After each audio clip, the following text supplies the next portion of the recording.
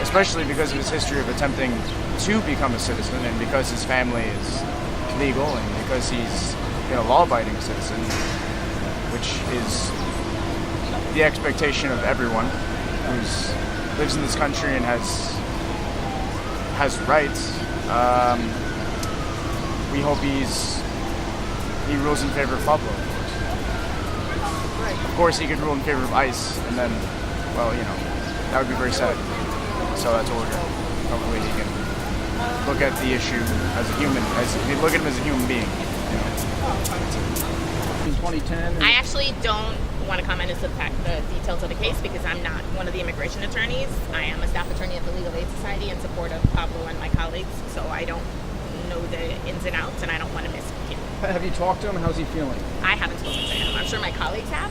I can point out my immigration status. Why did you feel like you had to come out today? Sorry? Why did you feel like you had to come out today? Your colleagues are taking the reins.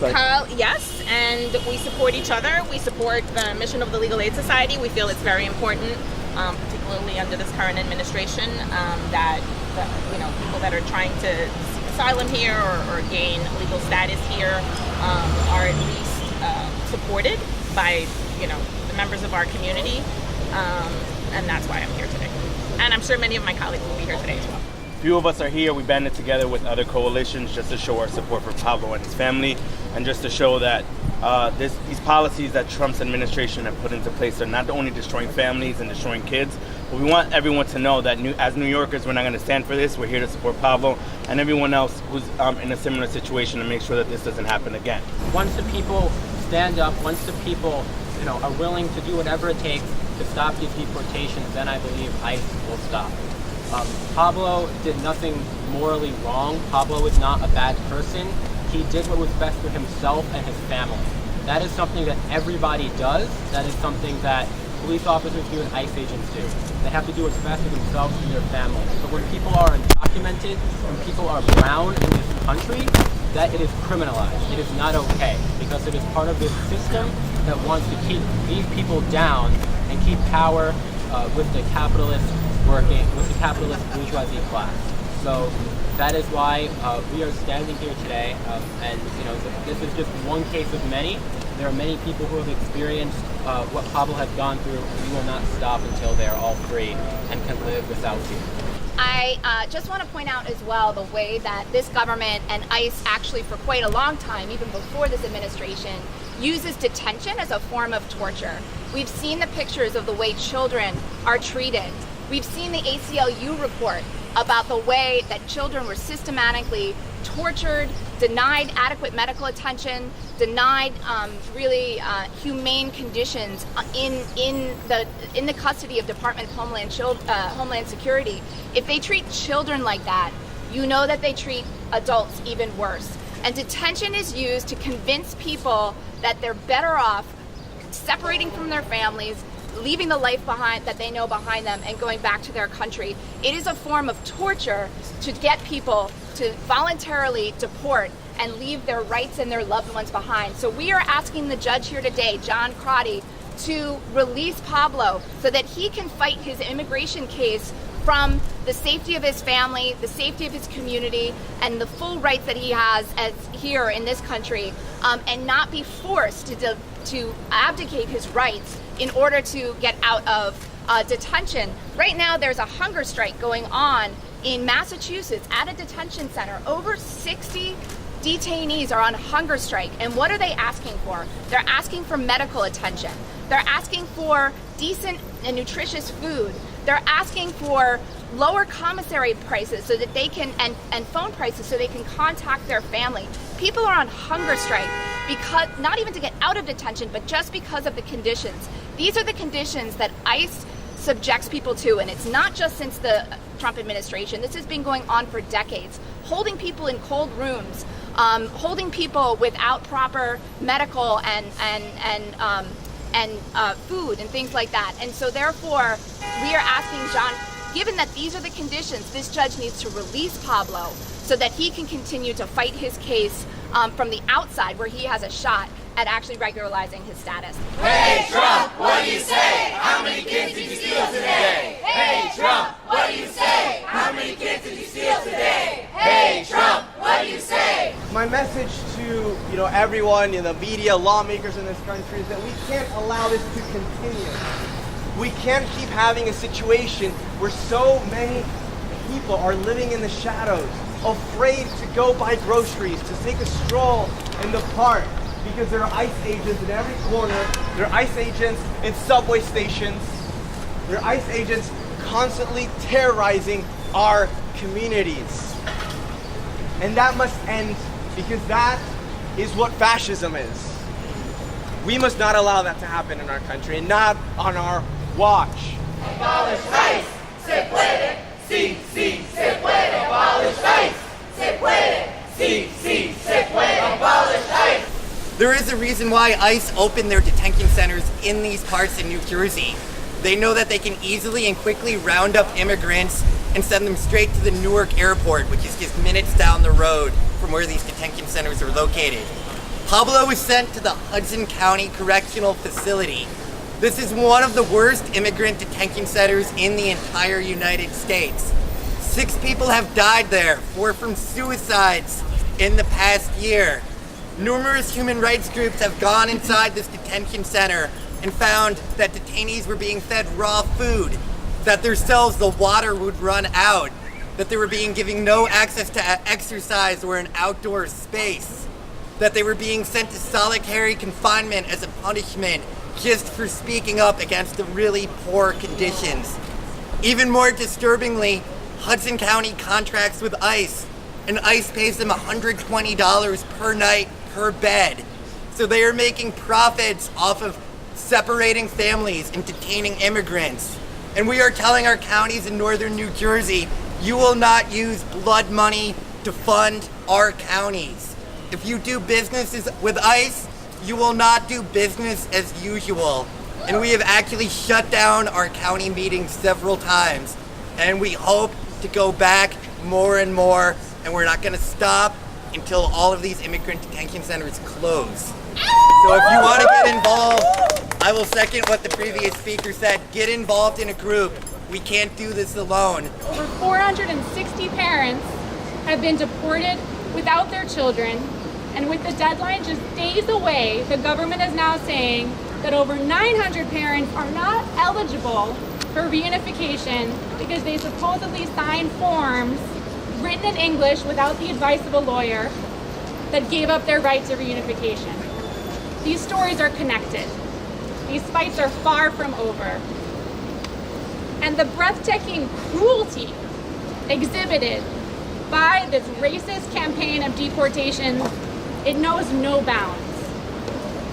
I'm sure many of you heard there was an ICE agent at the border that while taking away a child, a young girl from her mother, told the mother, do they celebrate Mother's Day in Guatemala?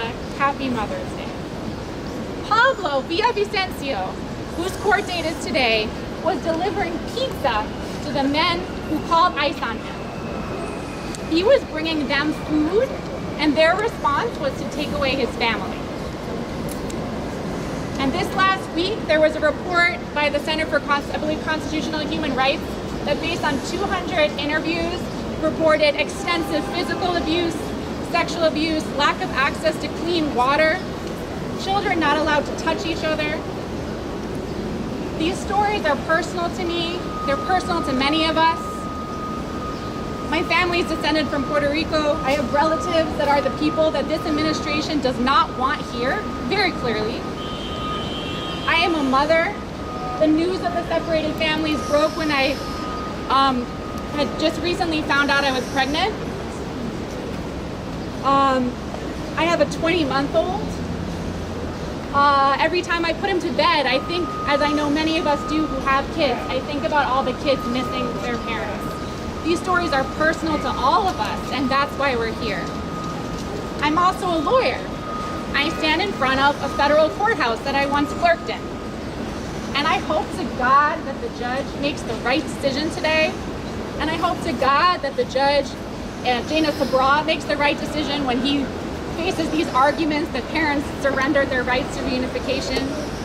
And I hope that the federal courts continue to be a bulwark between the petty and racist tyranny of this administration and the most vulnerable people among us.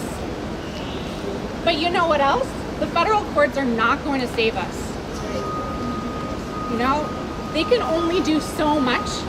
What we need to save us is we need a movement of people. We need the power of bodies in the streets. We need people who never went to a protest to go to a protest. And we need people who went to protest to organize protests.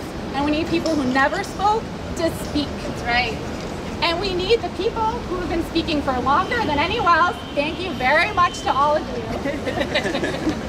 To welcome the new voices and to guide them and to show them the way. That's right. That's what we need.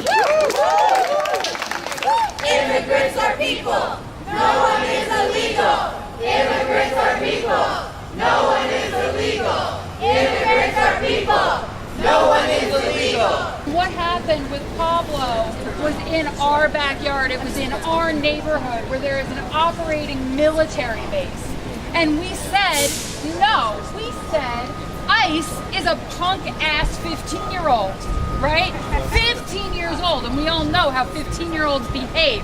And so, this gives us a moment, it gives us a weakness, it gives us a crack in the stability of this hegemonic ideology that keeps telling us that security is everything, that security for the bourgeois middle class, that security for white people, that security for citizens is what matters. Is that what matters to us? No, it sounds to me like a punk-ass 15-year-old who thinks he's too big for his britches is going around knocking on doors and swinging things that I don't need to talk about in any further detail. And I think that if we can all remember that this is not something that is as long as U.S. history, even though we've always had problems and inequalities, this is a 15-year-old that does not take very much people power to cut down. So, what are we going to do? We're going to abolish ICE! Abolish ICE! Abolish ICE! Abolish ICE! Abolish ICE! Abolish ICE! Abolish ICE! Abolish ICE! Abolish ICE! Abolish ICE! Abolish ICE! Abolish ICE! Abolish ICE! Fight back! Immigrants are under attack. What do we do? Stand up, fight back! What do we do? Stand up, fight back! What do we do? Stand up, fight back!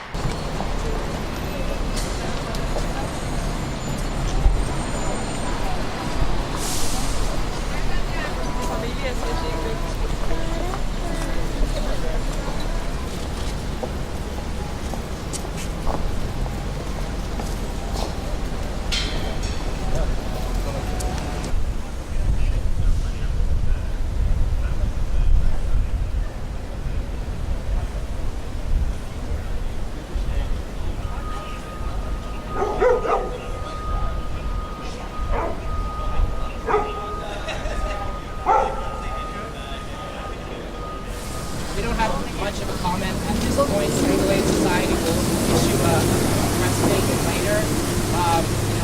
We still believe that our arguments are meritorious, and we're hopeful that Pablo and his family will be reunited shortly. I think that the judge posed some pretty difficult questions that the government was unable to answer, and we remain hopeful that Pablo will be back with his family very shortly. We don't have more of a statement at this time. We'll take a few questions, and then that's going to be it. After 54 days, I mean, how long is this family expected to wait? Could we be here indefinitely, and do we start the whole process over in New Jersey?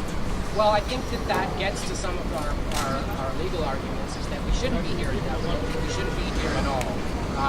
Pablo should be home with his family. Speaking to the mic. And I think that's the point of our argument. So hopefully there'll be a decision fairly shortly.